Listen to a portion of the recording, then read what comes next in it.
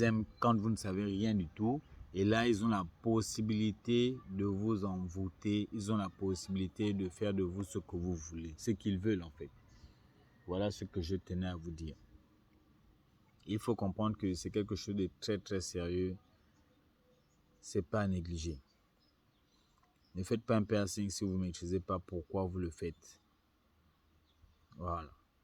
Surtout si vous n'avez pas encore conscience. Parce qu'il y a même vos enfants, je dirais ça, et les enfants qui, par effet de mode, suivent leur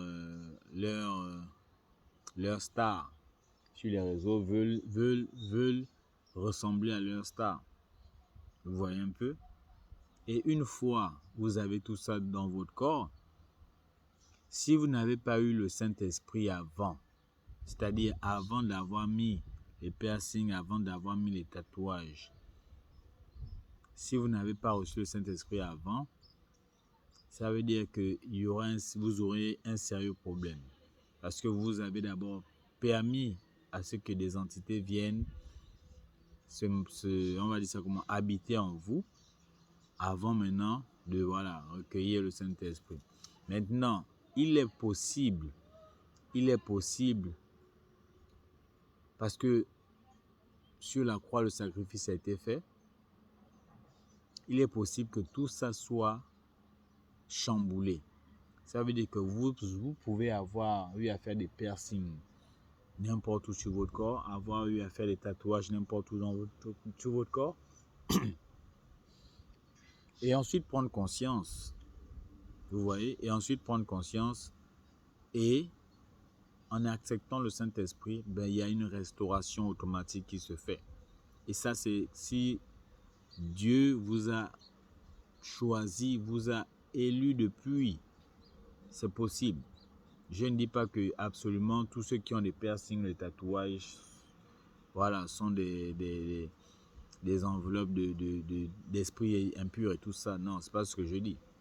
Ce que je dis, c'est qu'il y a une nuance en fait. Il y a une nuance et qu'il y a beaucoup plus de personnes qui font ces choses sans réellement connaître l'impact, sans réellement connaître ce à quoi ils s'exposent. Vous voyez un peu? Dans un rite africain, il y a eu une manifestation durant laquelle j'étais. Et il y a une entité qui est arrivée justement. Et à l'époque, j'avais déjà des tatouages. Et cette entité justement a manifesté du genre, pourquoi tu as fait ça, pourquoi tu as machin, pourquoi c'est machin. Vous voyez? Ça peut on va dire ça comment? Ça peut vouloir vous culpabiliser. Vous dire que pourquoi machin. Mais s'il dit ça, si cette entité avait réagi comme ça, sur le coup, je n'avais pas réellement compris. Mais c'est des années après que j'ai réalisé qu'il ne pouvait pas, vous voyez, entrer en moi à cause de ça. Voilà. Les gars ne peuvent pas intégrer vos corps. Ça veut dire selon l'endroit où vous vous trouvez. Voilà. Selon l'endroit où vous vous trouvez. Si vous allez dans un endroit, le tatouage peut être une source de protection comme une source d'ouverture. C'est ça là qu'il faut retenir. Le piercing peut être une source de protection ou une source d'ouverture. Ça veut dire que protection dans le sens où